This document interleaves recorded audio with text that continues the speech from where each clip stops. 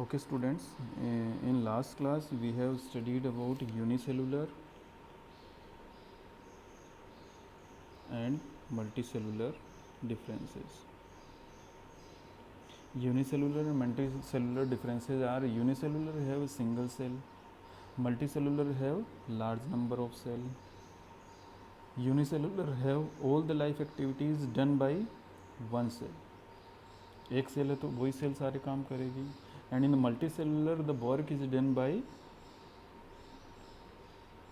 group of cells. कुछ cells digestion का काम करेंगे, कुछ सेल्स रिप्रोडक्शन का काम करेंगे, कुछ सेल्स रेस्पिरेशन का काम करेंगे. तो ऐसा ग्रुप ऑफ सेल्स अपना काम क्या कर लेती हैं, डिवाइड कर लेती हैं. इसका मतलब यहाँ पर डिवीजन ऑफ लेबर नहीं होता, यहाँ पर डिवीजन ऑफ लेबर होता है. लास्ट कौन था कि जब अगर डिवीजन ऑफ लेबर नहीं हो रहा है तो इसका मतलब रिप्रोडक्शन भी उस सिंगल सेल से ही होगा, और यहाँ पर डिवीजन ऑफ लेबर हो रहा है तो रिप्रोडक्शन सिंगल सेल से नहीं होगा, कुछ सेल्स स्पेशली होंगी जिनको हम बोलते हैं जर्म सेल. बॉडी में कुछ सेल्स, रिप्रोडक्टिव ऑर्गन की कुछ सेल्स ऐसी होती हैं वो केवल और केवल रिप्रोडक्शन का काम करती हैं. तो मल्टी सेलुलर में वो कौन करेंगी, जर्म सेल करेंगी. तो ये था लास्ट क्लास का रिकेप. अब हम आगे स्टडी करेंगे प्रोकैरियोटिक और यूनिसेलुलर और मल्टीसेलुलर के बाद में हम स्टडी करेंगे शेप, साइज एंड नंबर के बेसिस पे सेल्स के टाइप्स. ये हमारा टॉपिक पिछला छूट गया था. तो शेप के बेसिस पे हम अगर स्ट्रक्चर देखते हैं तो शेप कैसी हो सकती है, राउंड शेप हो सकती है, क्यूबॉइडल शेप हो सकती है. क्यूब होते हैं ना, क्यूब ऐसा क्यूबॉइडल शेप हो सकती है, ऐसा सिलेंडर जैसी शेप हो सकती है. तो बहुत तरह की सेल्स की शेप होती हैं. जैसे ऐसा स्मूथ मसल जो सेल होती है हमारी, वो इस तरह की होती है, इनमें बीच में न्यूक्लियस होता है. ये एकदम ऐसे लंबी जैसे नाव होती है उसकी तरह से. ब्लड सेल्स होती हैं वो राउंड होती हैं. इसके अलावा जैसे ये स्पर्म सेल हैं तो ये ऐसे थ्रेड लाइक स्ट्रक्चर होगी. ओवम सेल है, ये एकदम गोल होगी. एक सेल ये आपको पता होगा, आपने कई बार इसका डायग्राम देखा होगा. नर्व सेल ये किस तरह की होगी, एक लंबे थ्रेड जैसी स्ट्रक्चर होगी. तो इनका अलग अलग क्या होगा, शेप होगा. अब दूसरा पॉइंट डिस्कस करते हैं साइज के बेसिस पे. साइज के बेसिस पे अलग अलग साइज की सेल्स होती हैं, और साइज़ मेज़रमेंट करने के लिए, अब सेल की साइज़ बहुत छोटी होगी तो उसको मेज़र करने के लिए जो यूनिट होगी वो भी बहुत छोटी होगी. अब एक जैसे हम मीटर की बात करते हैं तो 1 मीटर में कितने मिलीमीटर होंगे,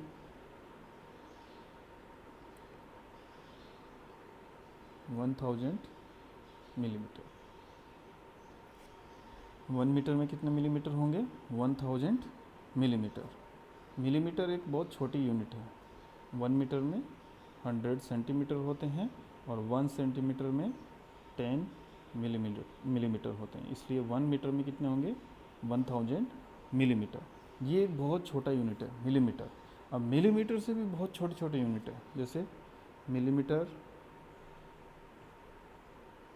मिलीमीटर से है छोटा nanometre, micrometre, angstrom. Nanometre, micrometre और एंगस्ट्रम, इनको एक बार डिस्कस करते हैं. नैनोमीटर, माइक्रोमीटर, एंगस्ट्रम क्या है. 1 मीटर में कितने हुए, 10⁻³ मिलीमीटर. तो इसका मतलब 1 मिलीमीटर में कितने मीटर होंगे, 10⁻³ 10⁻³ दूसरी साइड में आएगा तो नीचे आएगा. ये जब दूसरी साइड में इसको लाएंगे तो ये नीचे आएगा तो उसको जब ऊपर भेजेंगे तो 10⁻³. ये क्या हुआ, 1 मिलीमीटर इक्वल टू 10⁻³ मीटर. ऐसे ही 1 नैनोमीटर, नैनो का मतलब होता है 10⁻⁻6 मीटर. ऐसे ही माइक्रोमीटर, 1 माइक्रोमीटर वो कितना होगा 10⁻³ ऐसे ही 1 एंगस्ट्रॉम वो कितना होगा 10⁻10 मीटर। तो ये एक छोटी यूनिट है जो किसको कैलकुलेट करने के लिए है, सेल की साइज को कैलकुलेट करने के लिए। तो शेप, साइज और नंबर के बेसिस पे अगर मान लीजिए सिंगल सेल से बना हुआ है तो उसको यूनिसेलुलर बोलते हैं हम, और मल्टी सेल बहुत सारी सेल से बना हुआ है तो उसको क्या बोलेंगे, मल्टी सेलुलर। तो ये टॉपिक था शेप, साइज और नंबर के बेसिस पे सेल के टाइप कौन कौन से होते हैं। अब अगला टॉपिक है प्रोकैरियोटिक और यूकैरियोटिक सेल के डिफरेंस। तो प्रोकैरियोटिक और यूकैरियोटिक सेल के डिफरेंस को हम एक टेबल से देखेंगे। प्रोकैरियोटिक और यूकैरियोटिक, टोटल इसमें डिफरेंस के पॉइंट कितने होंगे, 5 पॉइंट होंगे। पहला पॉइंट है कि प्रोकैरियोटिक जो सेल होगी उनकी साइज़ क्या होगी, बहुत ही छोटी, 1 से 10 माइक्रोमीटर, 1 से 10 माइक्रोमीटर, जबकि इनकी साइज़ क्या होगी, बड़ी होगी, 5 to 100 माइक्रोमीटर। दूसरा होगा इनके अंदर जो जेनेटिक मटेरियल है जिसको क्या कहते हैं, न्यूक्लियोइड, वो जेनेटिक मटेरियल सेल किस तरह की होगी, ऐसे, उसमें बीच में न्यूक्लियस में ये जेनेटिक मटेरियल डीएनए आरएनए। तो यूकैरियोटिक सेल में ये जो डीएनए आरएनए है ये किससे सराउंडेड होगा, सेल किससे सराउंडेड होगा, न्यूक्लियर मेम्ब्रेन से, और बाहर क्या होगी, सेल मेम्ब्रेन। तो ये न्यूक्लिक मटेरियल ऐसे ही नहीं पड़ा रहेगा इस सेल के अंदर, इसके चारों तरफ क्या होगी, एक न्यूक्लियर मेम्ब्रेन होगी। तो इसमें न्यूक्लियर मेम्ब्रेन नहीं होगी और इसमें न्यूक्लियर मेम्ब्रेन होगी। यूकैरियोटिक में न्यूक्लियर मेम्ब्रेन होगी। अगर इसमें न्यूक्लियर मेम्ब्रेन नहीं होगी, प्रोकैरियोटिक में न्यूक्लियर मेम्ब्रेन नहीं होगी, तो इसको क्या बोलते हैं, साइटोप्लाज्म। तो ये जो न्यूक्लिक मटेरियल है ये किससे जुड़ा रहेगा, सीधा का सीधा साइटोप्लाज्म से जुड़ा रहेगा। बीच में कौन नहीं आएगा, बीच में ये न्यूक्लियर मेम्ब्रेन नहीं आएगी। तो इसके अंदर ये सीधा का सीधा जुड़ा रहेगा और इसके अंदर बीच में क्या आएगी, न्यूक्लियर मेम्ब्रेन, बीच में क्या आ जाएगी, न्यूक्लियर मेम्ब्रेन। थर्ड पॉइंट है कि इसमें सिंगल क्रोमोसोम होंगे और इसमें क्या होंगे, मल्टीपल क्रोमोसोम होंगे। यूकैरियोटिक में क्या होंगे, मल्टीपल क्रोमोसोम, प्रोकैरियोटिक में सिंगल क्रोमोसोम। इसके बाद में अगला है न्यूक्लियोलस, इसमें अब्सेंट होगा और इसमें क्या होगा, प्रेजेंट होगा। न्यूक्लियोलस क्या चीज़ है, न्यूक्लियोलस कहाँ रहता है, न्यूक्लियस के अंदर। ये जो न्यूक्लियस है ये सराउंडेड पार्ट, ये न्यूक्लियस है, और न्यूक्लियस में ये जो ब्लैक ब्लैक आपको थ्रेड जैसी स्ट्रक्चर दिख रही है ये सब क्या है, न्यूक्लिक मटेरियल है। ये क्या है, हेट्रोक्रोमेटिन, यूक्रोमेटिन, ये सब क्या है, क्रोमेटिन, इसको क्या बोलते हैं, न्यूक्लियर मटेरियल। ये न्यूक्लियर मटेरियल है और इसी के बीच में एक गोल गोल स्ट्रक्चर होती है, उसको क्या कहते हैं, न्यूक्लियोलस। इसको क्या कहेंगे, न्यूक्लियोलस। तो ये न्यूक्लियोलस किस में प्रेजेंट होगा, यूकैरियोटिक में प्रेजेंट होगा और प्रोकैरियोटिक में, यूकैरियोटिक में प्रेजेंट होगा और प्रोकैरियोटिक में प्रेजेंट नहीं होगा। इसके बाद में लास्ट इनमें डिफरेंस है कि इसमें प्रोकैरियोटिक में मेम्ब्रेन बाउंड ऑर्गेनेल्स प्रेजेंट नहीं होंगे, इसमें मेम्ब्रेन बाउंड प्रेजेंट होंगे। मेम्ब्रेन बाउंड प्रेजेंट का मतलब, जैसे ये सेल है, ये पूरी सेल है, इसके अंदर बहुत सारे ऑर्गेनेल्स हैं, जैसे माइटोकॉन्ड्रिया, ये सब माइटोकॉन्ड्रिया हैं, माइक्रोबॉडी, ठीक है। ऐसे ही जैसे सेल का न्यूक्लियस, माइटोकॉन्ड्रिया, क्रोमोप्लास्ट। तो ये सारे जितने ऑर्गेनेल सेल के अंदर प्रेजेंट हैं इनके सराउंडिंग में क्या होगी, मेम्ब्रेन होगी। अगर ये मेम्ब्रेन है तो ये कौन सी सेल है, यूकैरियोटिक सेल। कौन सी सेल है? यूकैरियोटिक सेल है। और अगर ये प्रेजेंट नहीं है तो ये कौन सी सेल है? प्रोकैरियोटिक सेल है। तो यूकैरियोटिक सेल में ये प्रेजेंट होंगे मेम्ब्रेन बाउंड ऑर्गेनल, और प्रोकैरियोटिक में प्रेजेंट नहीं होंगे। ये किसका डिफरेंस था? प्रोकैरियोटिक और यूकैरियोटिक का डिफरेंस। अब हम आगे स्टडी करेंगे सेल के 2 टाइप्स होते हैं, एक प्लांट सेल और दूसरा एनिमल सेल। तो प्लांट सेल और एनिमल सेल, इनके हमको देखने हैं क्या? डिफरेंस। तो डिफरेंस किस तरह से देखेंगे? ये आपके सामने 2 डायग्राम हैं। ये वाला जो डायग्राम है ये एनिमल सेल का है,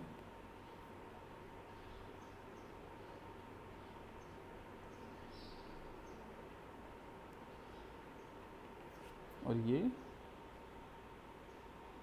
प्लांट सेल का है। एनिमल सेल है सॉरी एनिमल सेल है, उसके पार्ट्स एक एक डिस्कस करेंगे हम। ये जो एनिमल सेल है ये से बाहर की तरफ सराउंडिंग में क्या होगी? Cell membrane.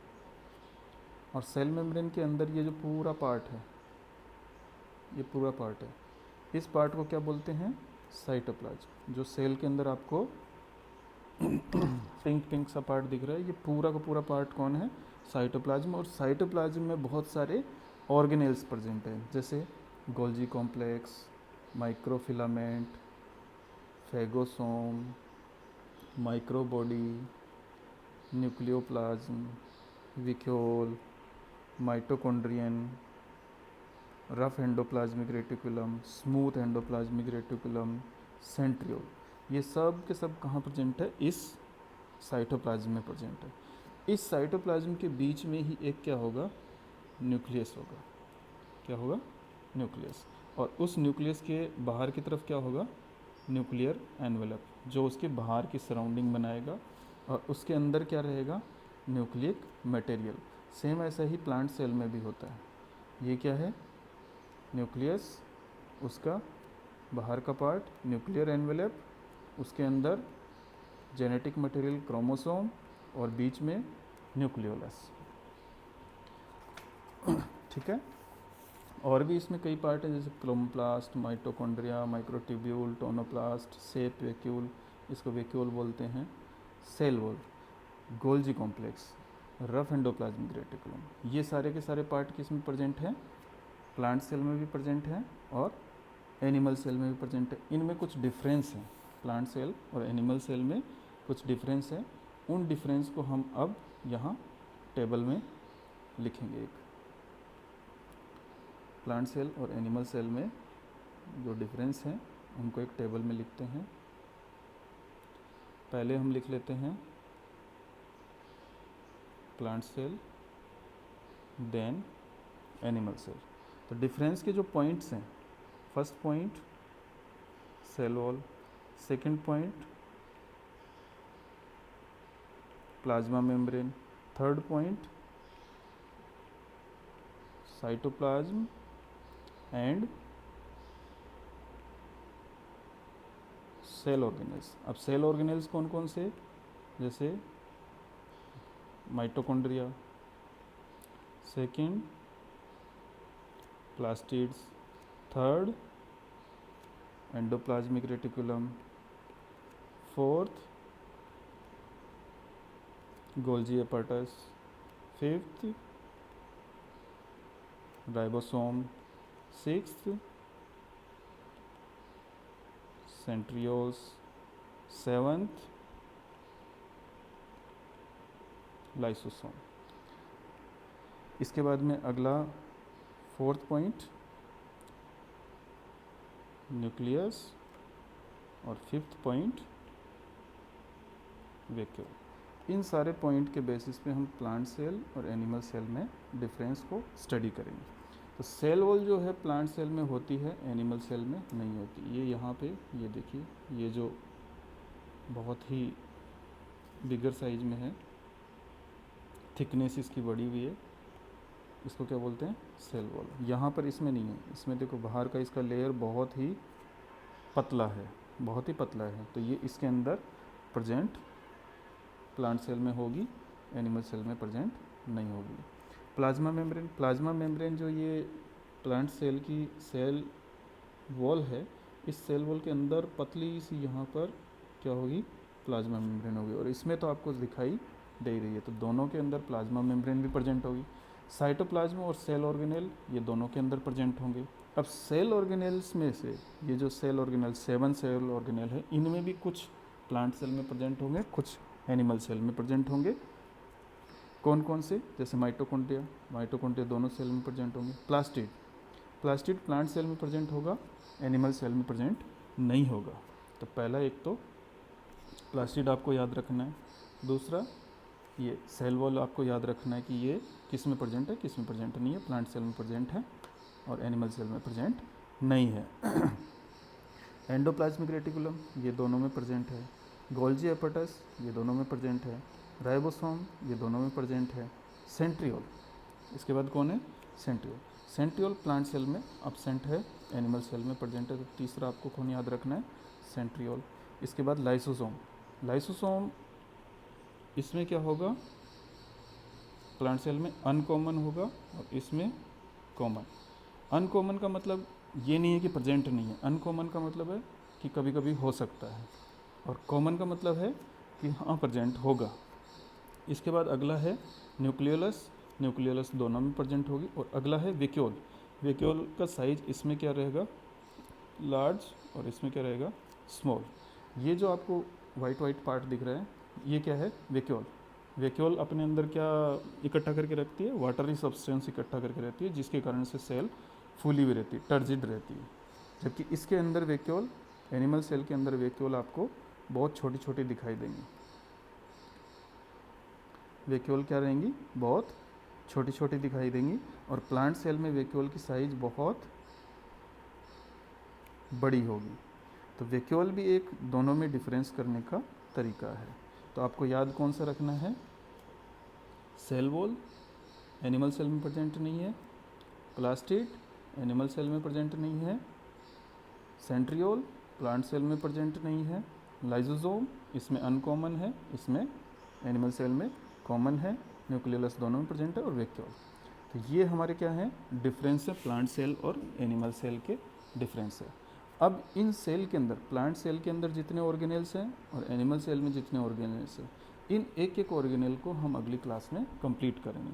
जैसे ऑर्गेनेल्स स्टार्ट करते हैं तो सबसे बाहर सेल वॉल के अंदर सेल मेम्ब्रेन के बाद में mitochondria, plastids, endoplasmic reticulum, rough endoplasmic reticulum, smooth endoplasmic reticulum, Golgi apparatus, plastid, mitochondria, ribosome, centriole, lysosome, nucleus, vacuole, ये सब पार्ट किसके हैं, इन सेल के पार्ट हैं, जिनको हम बोलते हैं सेल ऑर्गेनेल्स। इनको क्या कहते हैं, सेल ऑर्गेनेल्स। तो नेक्स्ट जो क्लास है उसमें हम सेल ऑर्गेनेल के बारे में स्टडी करेंगे।